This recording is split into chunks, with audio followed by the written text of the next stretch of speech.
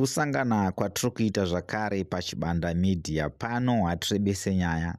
Nhau yatatirega timanye nayo inhau yaMadzibaba Ishmael avo vakasungwa nevamwe vavo vachipomerwa mhosva huru zhinji dzinosanganisira kumbonyikidza kodzero dzevana.